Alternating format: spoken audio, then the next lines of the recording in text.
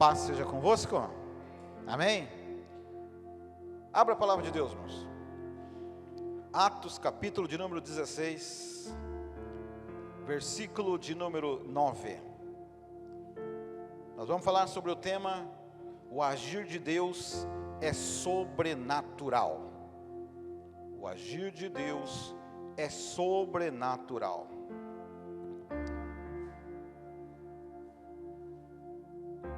Atos 16, versículo de número 9. Louvado seja o nome do nosso Deus. Amém? Vamos ler a palavra do Senhor no livro de Atos 16 e o versículo de número 9. Diz o seguinte: E Paulo teve de noite uma visão em que se apresentava um varão da Macedônia e lhe rogava, dizendo: passa a Macedônia e ajuda-nos. E, logo depois desta visão, procuramos partir para a Macedônia, concluindo que o Senhor nos chamava para lhe anunciarmos o Evangelho. E, navegando de Troade, fomos correndo em caminho direito para Samotrácia, e no dia seguinte para Neópolis, e dali para Filipos, que é a primeira cidade dessa parte da Macedônia, e é uma colônia. E estivemos alguns dias nessa cidade. No dia de sábado, saímos fora das portas, para a beira do rio, onde julgávamos haver um lugar para oração, e assentando-nos, falamos às mulheres que ali se ajuntaram.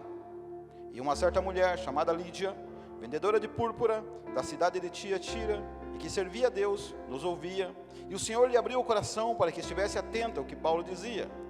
Depois foi batizada, ela e a sua casa, nos rogou, dizendo: se haveis julgado que eu seja fiel ao Senhor, entrai em minha casa e ficai ali. E nos constrangeu a isso. E aconteceu que, indo nós à oração, nos saiu ao encontro uma jovem que tinha o espírito de adivinhação, a qual, adivinhando, dava grande lucro aos seus senhores. Esta, seguindo a Paulo e a nós, clamava dizendo: estes homens que nos anunciam o caminho da salvação são servos do Deus Altíssimo.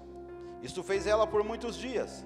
Mas Paulo, perturbado, voltou-se e disse ao espírito: em nome de Jesus Cristo, te mando que saias dela. E na mesma hora saiu. E vendo seus senhores que a esperança do seu lucro estava perdida, prenderam Paulo e Sila e os levaram à praça, à presença dos magistrados. E apresentando-os aos magistrados, disseram: estes homens, sendo judeus, perturbaram a nossa cidade e nos expõem costumes que não é lícito receber nem praticar, visto que somos romanos. E a multidão se levantou unida contra eles, e os magistrados rasgaram-lhe as vestes, mandaram açoitá-los com varas. E havendo-lhe dado muitos açoites, os lançaram na prisão, mandando ao carcereiro que os guardasse com segurança. O qual, tendo recebido tal ordem, os lançou no cárcere interior, e lhe segurou os pés no tronco. Perto da meia-noite, Paulo e Silas oravam e cantavam hinos a Deus, e os outros presos os escutavam. E de repente sobreveio um tão grande terremoto, que os alicerces do cárcere se moveram. E logo se abriram todas as portas, e foram soltas as prisões de todos. Acordando o carcereiro, e vendo abertas as portas da prisão, tirou a espada e quis matar-se, cuidando que os presos já tinham fugido. Mas Paulo clamou com grande voz, dizendo: não te faças nenhum mal, que todos aqui estamos. Pedindo luz, saltou dentro, todo trêmulo, se prostrou ante Paulo e Silas. E tirando-os para fora, disse: senhores, que é necessário que eu faça para me salvar? E eles disseram: crê no Senhor Jesus Cristo, e serás salvo tu e a tua casa. Ele pregaram a palavra do Senhor, e a todos que estavam em sua casa. E tomando ele consigo naquela mesma hora da noite, lavou-lhe os vergões, e logo foi batizado, ele e todos os seus. Então, levando-os à sua casa, lhes pôs a mesa, e na sua crença em Deus, alegrou-se com toda a sua casa. Amém, Jesus. Deus, aqui está a sua palavra. Pai, precisamos do teu Espírito, nos ajuda em nome de Jesus. Amém. Pode se assentar na presença de Deus. O agir de Deus é sobrenatural. Esse é o tema da palavra nesta noite. Nós vemos aqui nesse texto, Paulo, ele ouve a voz de Deus. Deus dá para ele uma visão para passar a Macedônia, porque tinha um varão que clamava ajuda. Paulo, ele não pensa duas vezes, ele obedece à voz de Deus. Juntamente com Silas, eles simplesmente vão até onde Deus estava direcionando a vida deles. Olha que ele estava em obediência. Quando ele chega na cidade de Filipos, tinha umas mulheres naquele local, e ele prega para essas mulheres. Deus abre o coração de uma chamada Lídia, a primeira mulher a se converter na Europa. Ela abre o coração, recebe Jesus Cristo, é batizada. A Bíblia diz que essa mulher era vendedora de púrpura. O que era púrpura? Púrpura era uma tinta muito cara da época. Então essa mulher era empresária. Essa tinta era usada muitas vezes para tintir roupas, principalmente de reis e pessoas nobres. Só pessoas com muito dinheiro usavam essa cor de roupa naquela época. Então era uma grande empresária. E a Bíblia diz que ela se converte, ela tem um encontro com o Senhor Jesus Cristo. Ela aceita a palavra que Paulo estava pregando naquele local. E ela constrange Paulo agora e Silas a ficar na casa dela. E eles ficam na casa desta mulher por muitos dias, por algum tempo. Por insistência dela, ela fica lá. E a Bíblia diz que eles agora, que são cristãos, eles saem para orar. Eles querem achar um lugar para orar. Porque crente gosta de orar, amém? Isso, pelo amém. Quem crê que Deus ouve oração? Então eu pergunto para o teu irmão, por que você ora tão pouco? A oração é uma das maiores armas que a igreja tem. E vou dizer uma coisa para vocês: se a igreja não orar, se a igreja não clamar, milagres não acontecem. Deus age no sobrenatural. Deus age com milagres, sim, ainda hoje, e vai continuar agindo, apesar de muitas pessoas dizer que não há mais tempo de milagres, que não se precisa mais expulsar demônios, que não precisa mais curar o enfermo. Nós temos outro tipo de pregação. Eu quero dizer que isso é mentira. Só existe uma pregação, e é a da palavra de Deus, e ela não muda. Então os milagres ainda acontecem hoje. Sabe por que não acontece? Porque o crente está orando muito pouco. A igreja parece que se desviando da oração. A oração é a maior arma que você tem para mudar histórias, para resolver problemas, para trazer a presença de Deus até onde você está. E eles iam aqui para a oração. E quando eles vão para a oração aqui, o inimigo se manifesta. Porque Satanás, ele não gosta de um crente que ora. Vamos lá. Você está com a Bíblia aberta ainda, não era para você fechar. Atos 16, versículo de número 16. Veja o que está acontecendo ali. E aconteceu que, indo nós à oração, nos saiu ao encontro uma jovem que tinha um espírito de adivinhação, a qual, adivinhando, dava grande lucro aos seus senhores. Satanás aqui usa uma tática para tentar afastar os servos de Deus da presença do Senhor. Porque o inimigo, ele tem usado muitas formas para tentar tirar as pessoas da presença de Deus. E aqui ele usa uma tática que ele tem usado muito nos dias de hoje. Eu quero fazer uma pergunta para vocês: Paulo e Silas eram ou não eram servos de Deus? Eram. Satanás estava mentindo ali quando disse que Paulo e Silas era servo de Deus, ou estava falando a verdade? Estava falando a verdade. Mas qual era essa tática que Satanás estava usando ali? É uma tática muito conhecida como bajulação, ou inflar o ego, para se manifestar algo que nós conhecemos como orgulho. Não sei se você conhece alguma pessoa orgulhosa. Piraquara tem alguns aqui empenhados, acho que não tem, né, Joaquim? Você não conhece ninguém, não? E se tem, não vai ter mais em nome de Jesus. A pessoa orgulhosa é muito fácil de cair em armadilhas. E Satanás fazia isso por muitos dias, falando na mente de Paulo e na mente de Silas. Eles iam orar, todos os dias estavam em oração, porque não se pode dar brecha com relação ao mundo espiritual. Um grande problema hoje é achar que não existe mais o mundo espiritual. E por muitos dias, veja lá o versículo 17 e 18. Estas seguindo a Paulo. Aonde Paulo ia com Silas, ela estava atrás, seguindo a Paulo, por muitos dias. Mas Paulo, perturbado, voltou-se e disse ao Espírito, em nome de Jesus Cristo, te mando que saia dela. E na mesma hora, saiu. Veja só que esse inimigo, ele não estava simplesmente brincando. É por muitos dias, ele estava perturbando os servos de Deus. Para quê? Para tentar colocar uma soberba no coração deles. Você já imaginou? Imagine. Tem gente que já é orgulhoso sem ouvir alguém falar. Imagine. A pessoa está indo para a oração, está ouvindo a voz de Deus, Satanás pega e começa: estes são servos do Deus Altíssimo. Se não fosse uma pessoa tratada por Deus, se esses dois discípulos não tivessem um coração transformado pelo poder do Espírito Santo que está aqui nesta noite, o orgulho ia fluir, a soberba ia tomar conta. Você imaginou? Paulo ia olhar para Silas: ô Silas, está vendo? Até o capeta está reconhecendo que nós somos servos de Deus. Paulo ia mudar até o andar, porque o orgulho é uma arma satânica. Satânica, você quer ver? Provérbios capítulo 16, versículo 18. Provérbios 16, 18.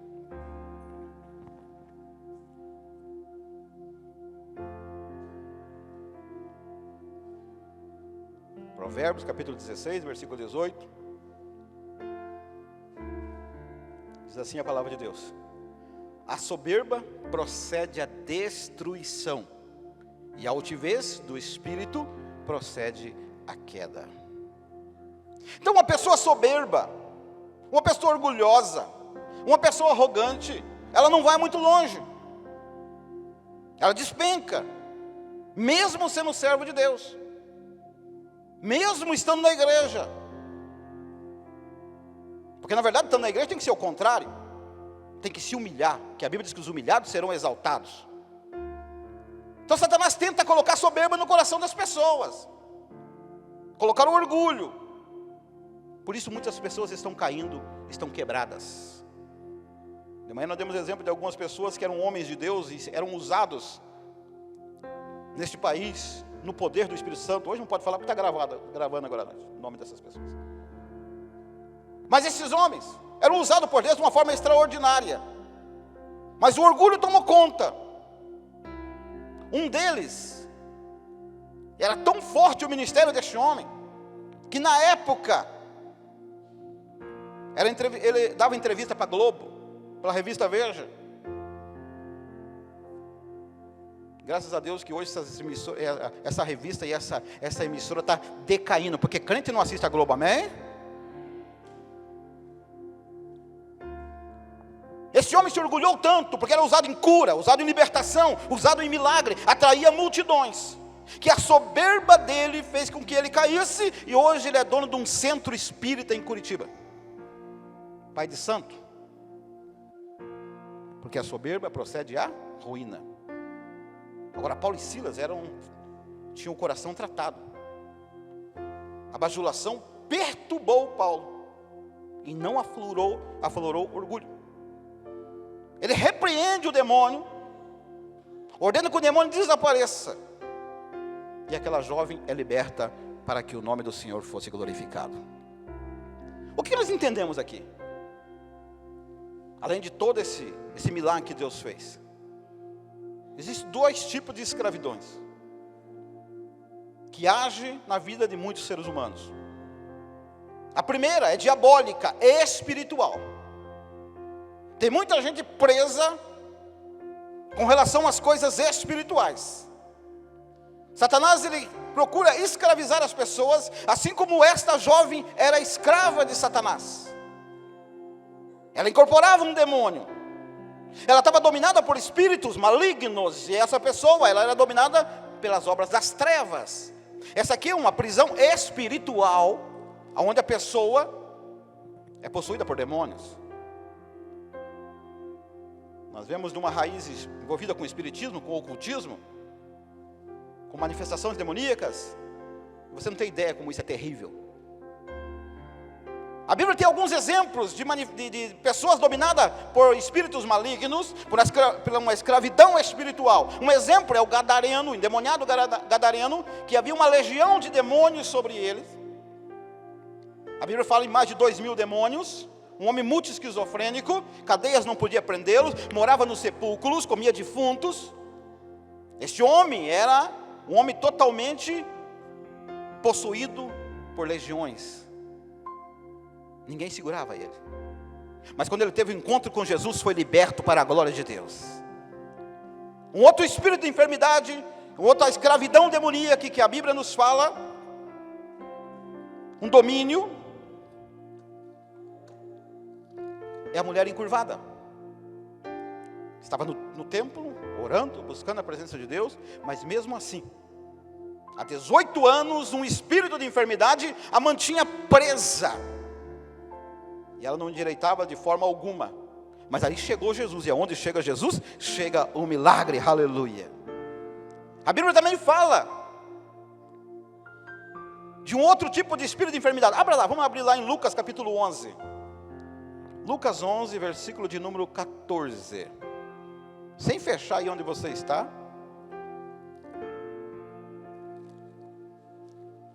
Lucas 11.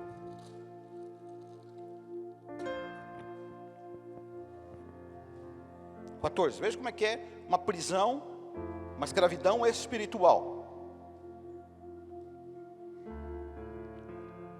E estava ele expulsando um demônio, o qual era mudo. O demônio era mudo. E aconteceu que, saindo o demônio, o mudo falou, e maravilhou-se a multidão. Aqui tinha um jovem que era possuído por um demônio, que era mudo. O jovem não falava, ele era mudo. E Jesus agora expulsa esse demônio. E quando essa pessoa é liberta, ele começa a falar normalmente, porque ele foi livre da escravidão. Jesus liberta ainda hoje da escravidão. Deus quer te usar para isso. Por isso não podemos esquecer que o mundo espiritual ele é real. Primeiro se manifesta no espiritual, para depois se manifestar no físico. O que está acontecendo com a igreja dos últimos dias? É como se o diabo não existisse mais. Tem crente achando que o diabo está escondido com medo do corona, sabia? Tem pessoas que acham que o diabo não trabalha mais, aposentou-se. O mundo espiritual ele é muito real. Ou nós entendemos isso, ou nós sofremos as consequências, os ataques das trevas, e não temos como nos revidar. Paulo nos alerta sobre isso, com relação ao mundo espiritual. Irmãos, esse tempo que nós vivemos, a forma que está acontecendo no mundo, que é um plano, um projeto satânico muito bem feito. É o momento da igreja entrar em guerra espiritual, é o momento da igreja entrar em batalha espiritual, é o momento da igreja se consagrar, se santificar e invadir o mundo das trevas e determinar em nome de Jesus a vitória. Mas se nós não entendemos que é uma batalha espiritual, nós vamos ficar no mesmo. Veja o que Paulo fala lá em 2 Coríntios, capítulo 2. 2 Coríntios, capítulo 2.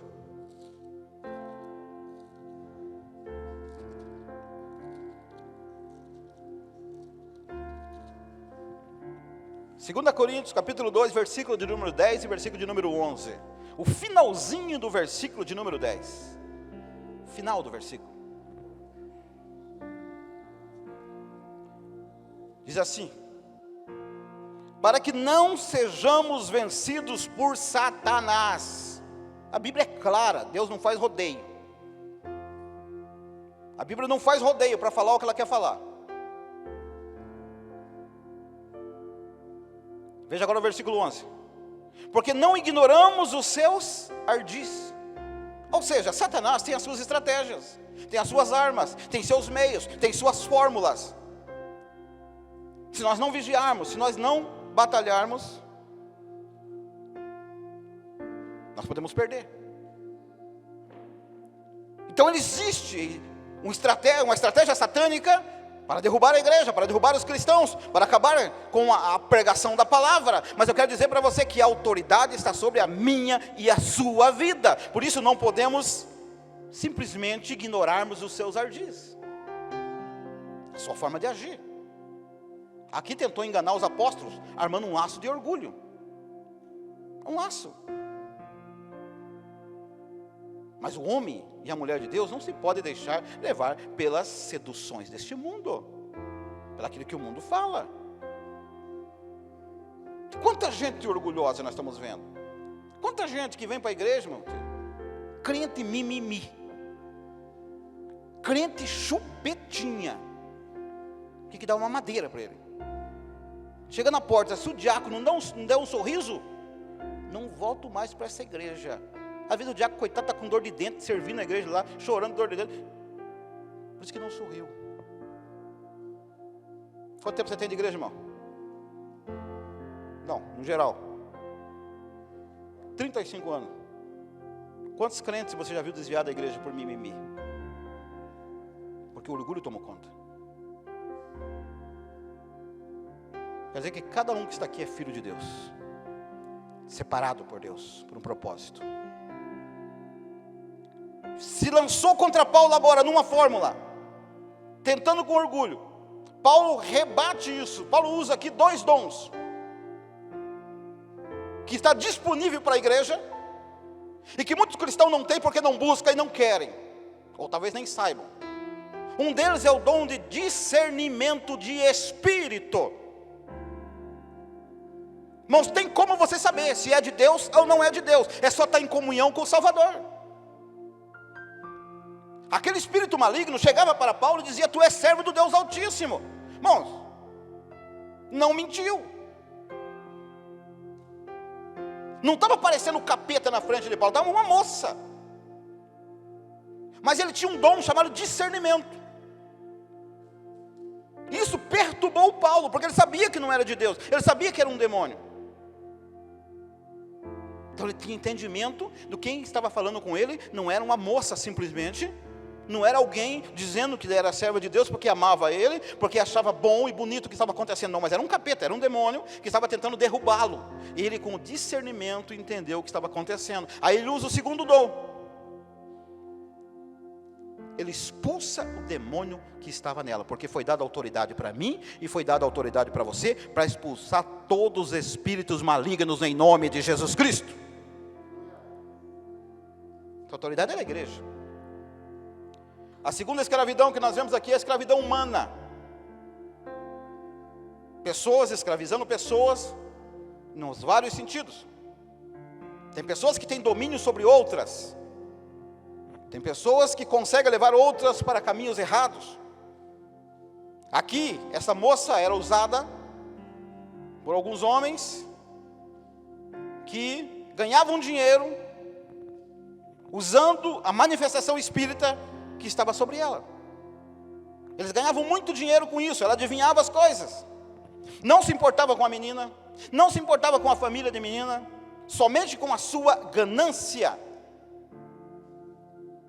Alguns anos atrás, na 15, havia uma menina assim, não sei se vocês lembram, se alguém aqui lembra dessa menina. Ela chamava-se Menininha de Cantuar, veio da Bahia. E tinha umas pessoas que, não sei se era pai dela, não sei se era amigo, sei lá, amigo não era. E eles faziam uma roda na 15 ali, lá perto do Garcês, principalmente naquele local. E enchia de gente. E ela vendava os olhos e começava a adivinhar número de identidade, de CPF, cartão. E eles ganhavam muito dinheiro com isso. Eu não vi mais essa menina. Espero em nome de Jesus que tenha conhecido a Jesus Cristo e se convertido para a glória de Deus. Mas era a mesma forma. Usavam para ganhar dinheiro com essa forma satânica. Prendiam, era uma escravidão humana. Vemos escravidão na religião. Quantas pessoas são presas com religião? Quantas pessoas são presas no meio político, com a política? Quantas pessoas são presas na prostituição? Quantas pessoas são dominadas pelo vício, por um traficante, por um agiota? E por aí vai, a lista é grande. Pessoas estão amarradas por outros seres humanos, presos. Escravidão. Mas essa escravidão tem uma forma de libertação. Aonde chegar o servo de Deus, aonde chegar a serva de Deus, chega o milagre da libertação. Aonde você chegar, se você chegar na tua casa hoje, vai chegar a libertação lá em nome de Jesus.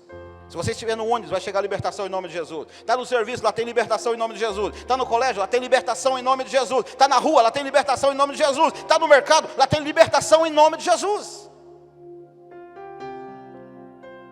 Porque quando chega um cristão verdadeiro, chega a presença de Deus, a maior autoridade constituído na terra para fazer uma obra espiritual, somos nós, a igreja de Cristo.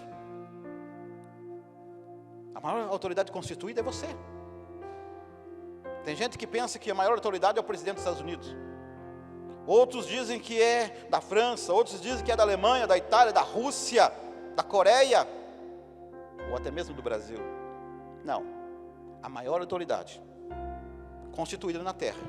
Eu estou vendo aqui o Jonathan, pastora Marli, pastor Luiz, João, Joaquim, Liette. Você que está sentado aqui, é a maior autoridade sobre a face da terra. Então nós temos essa autoridade. Está em nós. Você quer ver que poder tem essa autoridade? Mateus 16.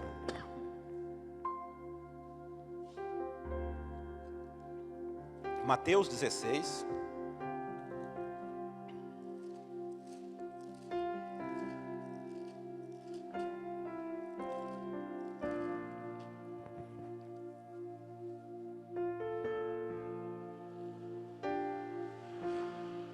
Versículo de número 18.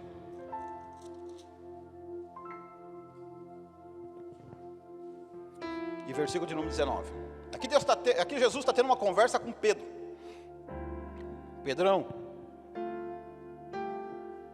Versículo 18 de Mateus capítulo 16 diz o seguinte: pois também eu te digo que tu és Pedro, e sobre esta pedra edificarei a minha igreja, e as portas do inferno não prevalecerão contra ela. E eu te darei as chaves do reino dos céus. E tudo que ligares na terra será ligado no céu, e tudo que desligares na terra será desligado no céu. Aleluia. Essa conversa aqui de Jesus com Pedro estava revelando para ele o poder desta autoridade. Jesus disse para Pedro: tu és Pedro. No original está pedrinhas. Tu és pedrinha. Mas sobre esta pedra, Ele mesmo, Jesus, a pedra de esquina, a pedra angular, a pedra rejeitada pelos edificadores, que se tornou a pedra principal, sobre esta rocha, esta pedra, eu edificarei a minha igreja, e as portas do inferno não prevalecerão contra ela. Aleluia! Não é sobre o homem que está edificado a igreja, é sobre o próprio Cristo. Muita gente diz que é Pedro. Não, Pedro não é. Por isso que Jesus falou que as portas do inferno não prevalecerão contra a sua igreja. Irmãos, a Bíblia está falando o seguinte, que Jesus está falando o seguinte: eu estou te dando autoridade, eu estou colocando em você o meu espírito, eu estou te dando todo o poder. E vou dizer uma coisa para vocês: não é o inferno que tem que atacar a igreja, é a igreja que vai atacar o inferno, arrebanhar as almas, porque as portas do inferno vão cair por terra e não prevalecerão contra a igreja do Deus vivo. Mas quando nós entendemos quem nós somos, você vai ver o que vai acontecer no mundo espiritual nesse bairro aqui, ó. Vai começar a converter todo mundo em nome de Jesus. Porque a autoridade é nossa. E veja a sequência do versículo lá. 19, eu te darei as chaves do reino dos céus. Irmãos, olha só. Essa chave aqui não é uma chave de metal, como muitos dizem que Pedro tem a chave da porta do céu. Vem muita gente falar que Pedrão é que abre os céus. Não é isso não. Isso aqui é a chave de autoridade, de poder, para ser usado por Deus. E tudo que ligares aqui na terra, será ligado lá no céu. E tudo que desligar aqui na terra, será desligado lá no céu. O que ele está dizendo aqui? Está dizendo o seguinte: pode orar para a tua família que ela vai se converter em nome de Jesus. Pode orar para os drogados, eles vão se converter em nome de Jesus. Continue orando, continue clamando, continue buscando, porque quando você estiver ligando aqui na terra, vai ser ligado lá no céu. Aleluia. Isso é fé. Isso é fé. E o que você for desligar aqui, será desligado lá também. Você mandar o demônio embora, vai ter que sair. Mandar a enfermidade embora, vai ter que sair, desaparecer. Autoridade dada por Deus. Então veja só a autoridade que é nos dado. Paulo usa esta autoridade, este dom. Ele não dá conversa para o lubringueto, não dá não. Ele não deixa o fubazento falar. Se fosse hoje,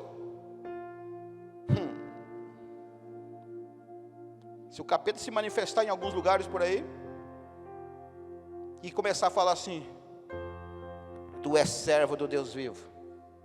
Pera um pouquinho aí, filma, vai filmar, pega o microfone, demônio, repete de novo.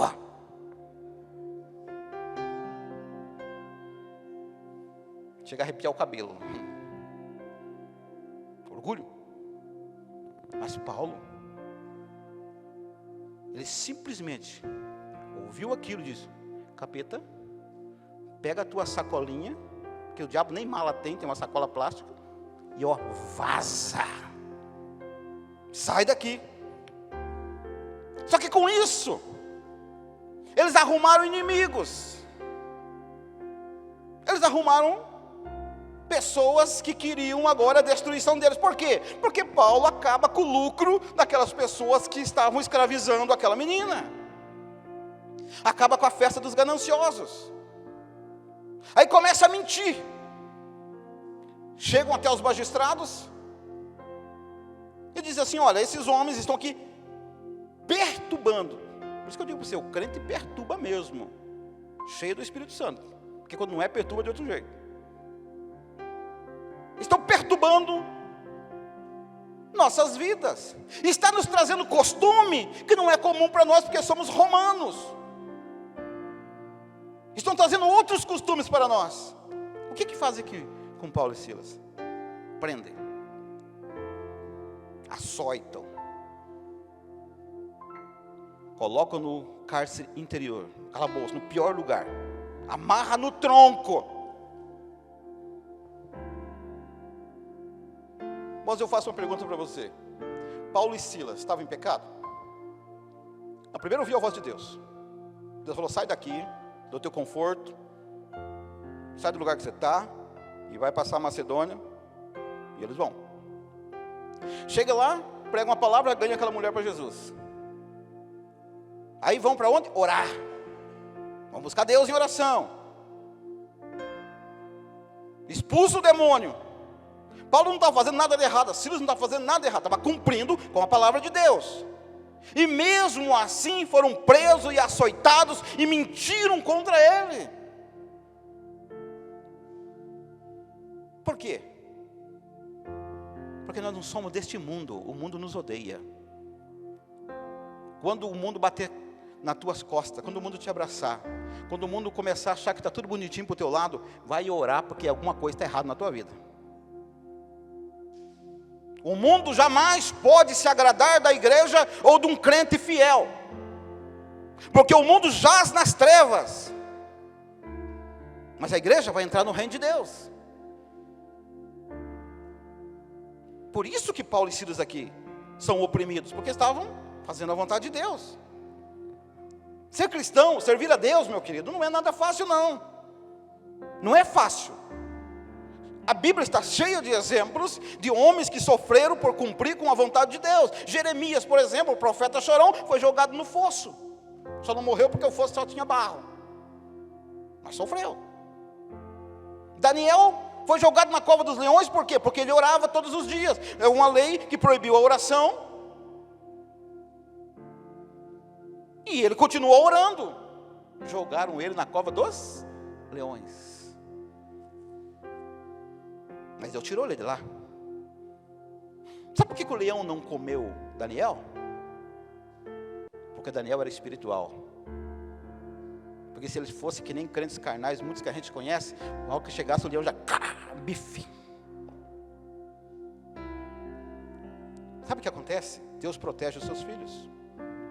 Sadraque, Mesaque e Abednego foi jogado na fornalha de fogo ardente, porque não quiseram se dobrar à idolatria, não se quiseram se dobrar a um decreto satânico e diabólico, permaneceram em pé na presença de Deus, mesmo que isso custasse a vida deles. Jogaram eles na fornalha. Mas lá dentro da fornalha estava o quarto homem cuidando deles. João Batista, um homem que o próprio Jesus disse que, nascido de mulher, não havia ninguém maior do que ele. Um homem que preparou o caminho de Jesus, precursor de Jesus, aquele que vem na frente abrindo o caminho, pregando o batismo do arrependimento, batizando as pessoas. Pregou contra o pecado do adultério e foi preso e perdeu a cabeça, decapitado. Estevão, por ser cheio do Espírito Santo e anunciar a verdade, foi apedrejado até a morte, mas na hora da sua morte, ele olhou para cima e viu os céus abertos para a glória de Deus. Meu querido, ser cristão não é para qualquer um, mas é para você que está aqui nesta noite. Agora você imagine, Paulo e Silas na cadeia, as costas no vivo, as costas estavam no vivo, apanharam, açoites, amarrado no tronco, com fome, porque com certeza não deram comida para eles, não deram água. O que eles fizeram lá dentro? Já imaginou se Silas falasse assim para Paulo: Paulo, esse negócio de cristão, de igreja, de crente, não dá não, cara. Vamos fazer o seguinte, vamos chamar o cara aí, vamos cair fora daqui, vamos embora, vamos trabalhar. Nós fizemos tudo certinho, até expulsamos o capeta. E olha onde nós estamos aqui, onde a gente está. Eu não quero mais, acabou a brincadeira. Mas foi isso que eles fizeram? Não. Meia-noite, eles começaram a orar, a clamar a Deus, a buscar a presença de Deus e a cantar louvores ao Senhor. Eu creio que eles combinaram: Paulo, você canta e eu oro, depois eu canto e você ora.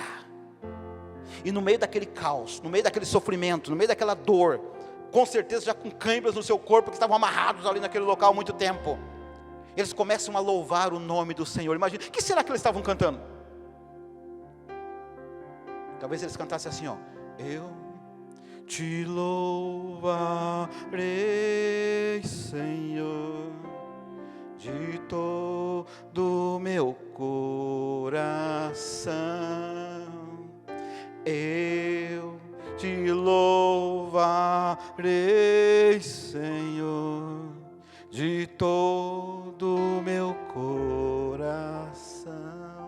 Amarrado no tronco, as costas no vivo. Os outros presos olham aquilo e ficam assustados.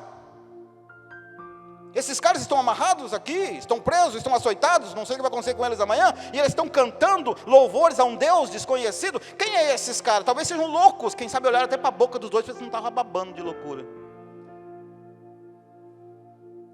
Mas eles estavam adorando o mesmo Deus que está aqui nesta noite, na pessoa bendita do Espírito Santo, e que está aqui para abrir cadeias, para te abençoar. A oração de um crente fiel e seus louvores sobe como um cheiro suave até o trono do nosso Deus. A oração tem autoridade. E conforme eles cantam e oram e clamam a Deus, eu começo a ver pela fé Deus se levantando do trono.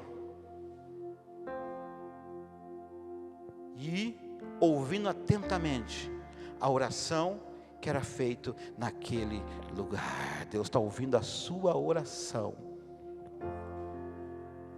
Eu creio que Deus agora chama os anjos. Vem cá. Vocês vão descer lá. Tem 2 servos fiéis orando e cantando louvores. Vão até a terra agora. Aonde que é o local? Sigam o barulho da oração e o som dos louvores. Você vai encontrar. Liberte meus filhos. Tire eles daquela cadeia. Tire eles daquela amarra. Libertem eles. Deus está dando ordem no dia de hoje, na sua vida, na minha vida, para que as cadeias caiam por terra. Deus vai agir através do sobrenatural. Deus move aquele lugar. Deus move. A Bíblia fala de um tão grande terremoto. Não foi um terremoto comum, foi um tão grande terremoto. O que acontece quando dá um terremoto? Faz estragos, mata pessoas, fere pessoas. Mas aqui ninguém se fere. Aqui ninguém morre. Mas as cadeias são abertas. Os cadeados são abertos. As algemas caem por terra. Porque esse terremoto que muitas vezes está acontecendo na sua vida e você acha que é o fim, não é o fim, é Deus balançando a sua vida e dizendo assim, ó, pode ficar tranquilo, porque é o momento do milagre, é o momento que eu vou te libertar, é o momento que eu vou libertar tua família, é o momento que eu vou mover na tua vida espiritual, na tua vida financeira, na tua vida sentimental, é o momento que eu estou trabalhando no teu interior. Fica tranquilo, você não vai se ferir, você não vai morrer. Deus quer fazer isso. É Deus ouvindo as suas orações e soltando as amarras. Todos são libertos. Até mesmo os outros presos são libertos. Sabe o que significa isso? Que aonde você estiver, as pessoas em tua volta vão ser abençoadas também. Vão ser. Porque a bênção de Deus transborda para todos os lados. O carcereiro vê aquilo e se apavora. Porque na época, se você for aprofundar um pouco, segundo os estudiosos, se um carcereiro deixasse escapar um preso, o seu sofrimento, a tortura que ele ia passar, era terrível. Ele ia morrer, mas durante vários dias ele era torturado. Morria de tanto sofrer. Quando ele olha, vê as cadeias abertas, não vê ninguém ali, ele simplesmente vai se suicidar. Tenta se matar. Porque tem pessoas que acham que suicídio é a solução. Acham que se matando resolve o problema, e no fim cai num problema eterno. Esse homem era escravo. E como o seu sofrimento aqui na terra ia ser muito grande, ele falou, eu prefiro morrer do que passar por esse sofrimento. E ele tenta o suicídio. Mas quando ele vai tentar o suicídio, por isso que eu digo, olha a importância de onde está o servo de Deus. Paulo grita, não te faça mal algum, porque nós estamos todos aqui, aleluia. Não te faça mal. Veja o que é o poder de Deus. A Bíblia diz que ele se dobra diante de Paulo e Silas, dobra os joelhos, quem sabe chorando, apavorado. E ele faz a pergunta mais importante da vida dele. Veja lá, Atos 16:30.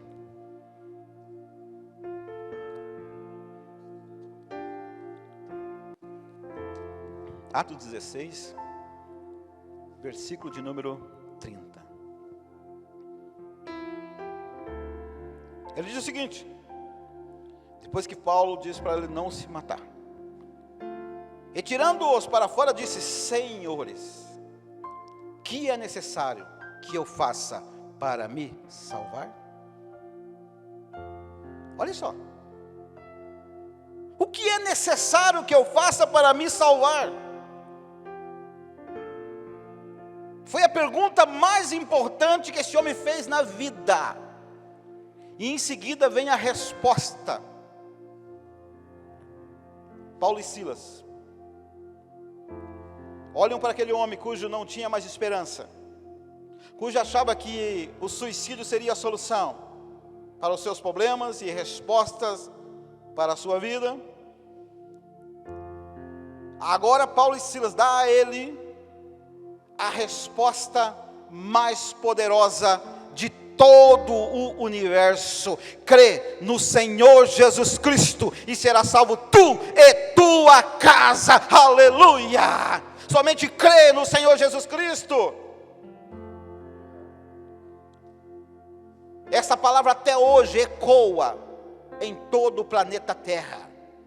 Crê no Senhor Jesus Cristo e será salvo tu e tua casa. Essa resposta está aí.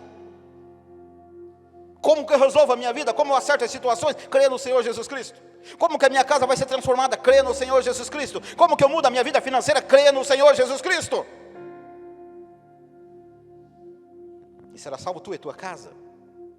Deus tem o controle, somente creia. Continue buscando, Ele está no controle. Ele está no controle. Esse homem ouve essa resposta. E aí, veja o que acontece. É a mesma coisa que Deus vai fazer com você e com a tua família. Vamos lá, Atos 16, versículo 32. Hoje eu sou profeta de Deus aqui para você. Veja o que vai acontecer com a tua família. Eles pregaram, versículo 32 do capítulo 16 de Atos. Eles pregaram a palavra do Senhor e a todos que estavam em sua casa. E, tomando ele consigo, naquela mesma hora da noite, lavou-lhes os vergões, e logo foi batizado, ele e todos os seus.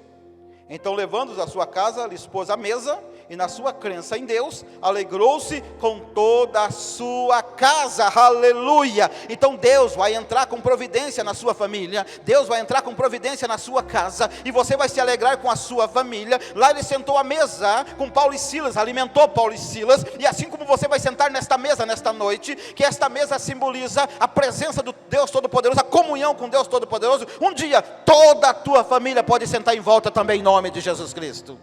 É promessa. Por isso não podemos desistir, não podemos parar. Hoje é o dia da vitória. Jesus tem autoridade para libertar das drogas, para libertar da bebida, do cigarro, da prostituição, da pornografia e de todo tipo de escravidão. Não interessa o que alguém da tua família está fazendo, o que teu conhecido está fazendo. Jesus Cristo ainda hoje tem o mesmo poder e a mesma autoridade. Por isso eu quero que você saia daqui nessa noite entendendo que Deus vai mudar a história da sua família em nome de Jesus. Pastor, e a pandemia? Também, fica tranquilo que essa pandemia que ela vai passar em nome de Jesus. Ah, mas o capeta está embaixo dos nossos pés. Ah, esqueça. Somente creia que Deus tem o controle de todas as coisas. Amém? Vamos se colocar em pé na presença do Senhor.